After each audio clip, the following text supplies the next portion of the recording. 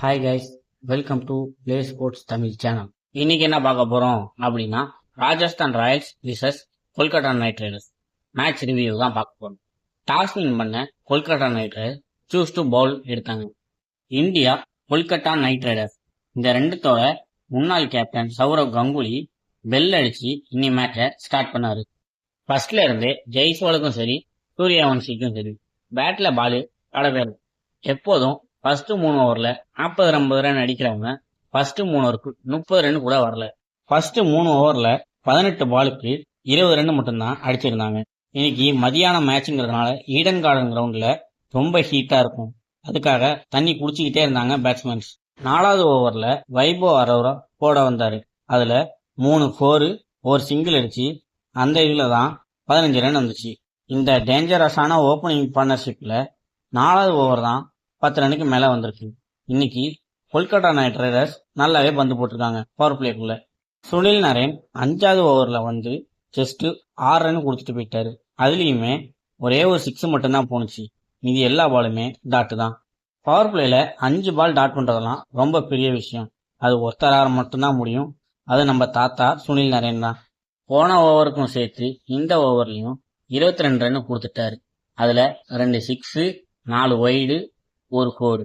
சூப்பரா போயிட்டு இருந்த பவர் பிளேவை ஒரே ஓவர்ல க்ளோஸ் பண்ணிட்டாரு. 2 பேருமே சேர்ந்து பவர் பிளேல 6 ஓவருக்கு 63 ரன் அடிச்சாங்க. இந்த 2 டேஞ்சரஸ் ஓபனர்ஸ்க்கும் இந்த பார்ட்னர்ஷிப் ரொம்பவே கம்மி தான். ஏன்னா அவங்க 6 ஓவருக்கு 90, 80 அடிக்கிறவங்க. பவர் பிளேக்கு அப்புறம் 2 பேட்ஸ்மேன்ஸ்க்கும் அவ்வளவா 6ஏ வரல. 4 மட்டும் தான் வந்துச்சு. அதுவும் 7th ஓவர்ல ஒரு 4, 8th ஓவர்ல ஒரு 4 அவ்வளவுதான் வந்துச்சு. அதுக்கு மேல 6ஸே அவங்களுக்கு வரல.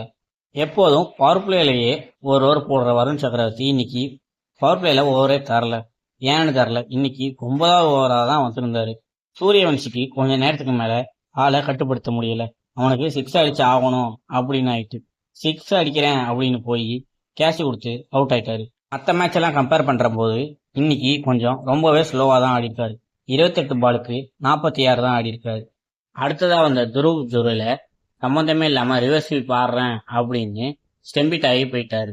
அவரு ரிவர்ஸ் ஸ்வீப் தான் திரும்ப போறாரு அப்படின்னு வருண் சக்கரவர்த்தி நேக்கா ஆஃப் ஸ்டம்ப்ஸ் கிட்ட பால் போட்டாரு. கீப்பர் அதை வாங்கி உடனே ஸ்டெம்பிட் பண்ணிட்டாரு. நல்லா ஆடிட்டு இருந்த ஜெய்ஸ்வாலும் ரஹானே கிட்ட அழகா கேட்ச் கொடுத்தது அவுட் ஆயிட்டு போயிட்டாரு. இந்த விக்கெட் எடுத்தது நம்ம தாத்தா சுனில் நரேன் தான். இன்னைக்குமே சூப்பரா போட்டுட்டு போயிட்டாரு நம்ம தாத்தா. அதுக்கப்புறம் யாருமே ஒழுங்கா ஆடல. கேப்டன் ரியான் பராக் ஏன் டீம்ல இருக்காருன்னே தெரில. எல்லா வாட்டியும் அவுட் ஆயிட்டு போறதுதான் அவருக்கு வேலை. இன்னைக்குமே பாலை சாப்பிடாம கிளீனா அவுட் ஆயிட்டு போயிட்டாரு. இன்னைக்கு ராஜஸ்தான் ராயல்ஸ் ஒருத்தர் கூட ஒழுங்காவே பர்ஃபார்ம் பண்ணல.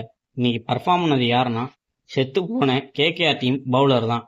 இன்னைக்கு என்னன்னு தெரியல, எல்லாருமே சூப்பரா பவுலிங் போட்டுட்டு இருந்தாங்க. கடைசியா 20 ஓவருக்கு 155 ரன் தான் அடிச்சிருந்தாங்க.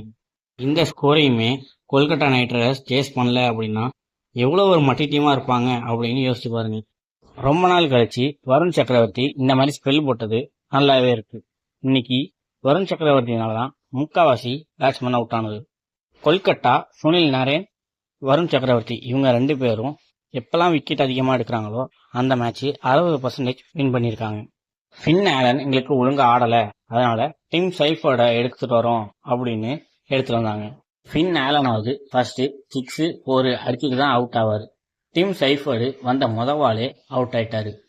ஜோஃப்ரா ஆர்ச்சர் இன்னைக்கும் ஃபர்ஸ்ட் பாலே விக்கெட் எடுத்துட்டாரு. அந்த ஓவர் ஃபுல்லா செமையா போட்டு போயிட்டாரு. கடைசி பால் மட்டும் 4 போயிட்டு அது கூட பிரச்சனை இல்லை. ஒரு ஓவருக்கு 5 ரன் தான் கொடுத்திருந்தாரு. அடுத்த ஓவர்ல ரஹானே ஒரு பால் பிடிச்சிட்டு 2வது பால் கேட்ச் கொடுத்து அவுட் ஆயிட்டு போயிட்டாரு. ஃபர்ஸ்ட் மேட்ச் மட்டும் சூப்பரா ஆடினாரு. அதுக்கப்புறம் எந்த மேட்சுமே அவர் பர்ஃபார்மே பண்ணல. அடுத்து வந்த கேமரூன் கிரீன் விக்கெட் விழுந்ததெல்லாம் பார்க்கல, வந்து செமையா ஆட ஆரம்பிச்சிட்டாரு.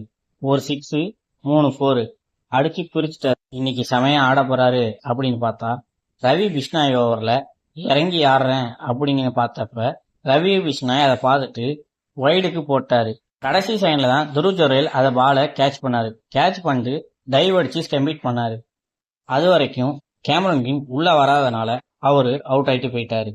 செமையா ஸ்டார்ட் பண்ணி லக் இல்லாம அவுட் ஆயிட்டாரு. அடுத்து வந்த ரகுவன்சி இது T20 மேட்ச் அப்படிங்கறத மறந்து டெஸ்ட்னாக்கு ஆட ஆரம்பிச்சிட்டாரு.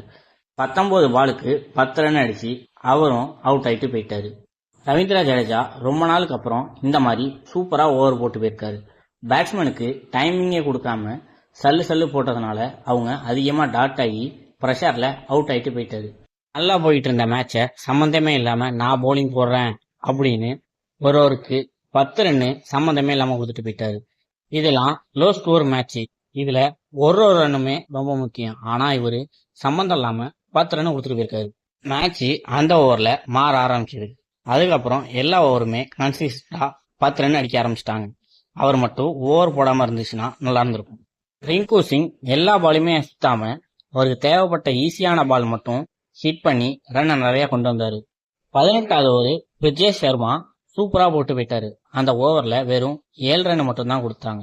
ஆர்ச்சர் செமையா போட்டுட்டு போனாரு. அந்த ஒரு 6 மட்டும் இல்லைன்னா ஆர்ச்சர் ஓவர் சூப்பரா இருக்கும். 6 பாலுக்கு 9 ரன் அடிக்கிற மாதிரி ஆயிடுச்சு. கடைசி ஓவர்ல ஈஸியா முடிச்சுட்டு போயிட்டாரு. ஃபர்ஸ்ட் 2 பால் 4, அடுத்த பால் டாட், லாஸ்ட் பால் 6 அடிச்சு முடிச்சிட்டாரு. கடந்த ஒரு வருஷமா ரிங்கு சிங்க்கு ஒழுங்காவே போல. வேர்ல்டு கப்லயுமே அவருக்கு ஒழுங்கா சான்ஸே கிடைக்கல. ஆனா ரொம்ப நாள் கழிச்சு இன்னைக்கு நல்லா பர்ஃபார்ம் பண்ணி மேட்சை வின் பண்ணி கொடுத்திருக்காரு. திருப்பி பழைய பினிஷரா வந்தா நல்லா இருக்கும். ஆர்ஆர் 2 மேட்ச் தோத்து 3வது இடத்துல இருக்காங்க. என்னதான் மேட்சை தோத்தாலும் கடைசி வரைக்கும் எடுத்துட்டு போனதுனால நெட் ரன் ரேட்டு அவ்வளவா அடிபடல. சேஃபா தான் இருக்காங்க. கேகேஆர் இன்னைக்கு தான் ஃபர்ஸ்ட் மேட்சை வின் பண்ணியிருக்காங்க. நெட் ரன் ரேட்டு அடியே படல. என்னதான் அவங்க தோத்தாலும் க்ளோஸா வந்து தான் அதிக மேட்ச் தோத்துருக்காங்க. அதனால நெட் ரன் ரேட் அவ்வளவா அடிபடல. 9வது பிளேஸ்ல இருக்காங்க. மும்பை இந்தியன்ஸ் 10வது இடத்துக்கு போயிட்டாங்க. இந்த வீடியோவை ஐபிஎல் பார்க்குற உங்க ஃப்ரெண்ட்ஸ்க்கு ஷேர் பண்ணுங்க. ஸ்போர்ட்ஸ்ல என்ன டவுட்னாலும் உடனே கமெண்ட் செக்ஷன்ல கேளுங்க. ஸ்போர்ட்ஸ் அண்ட் கேம்ஸ் பத்தின அப்டேட் தெரிஞ்சுக்க பிளே ஸ்போர்ட்ஸ் தமிழ் சேனலை சப்ஸ்கிரைப் பண்ணுங்க.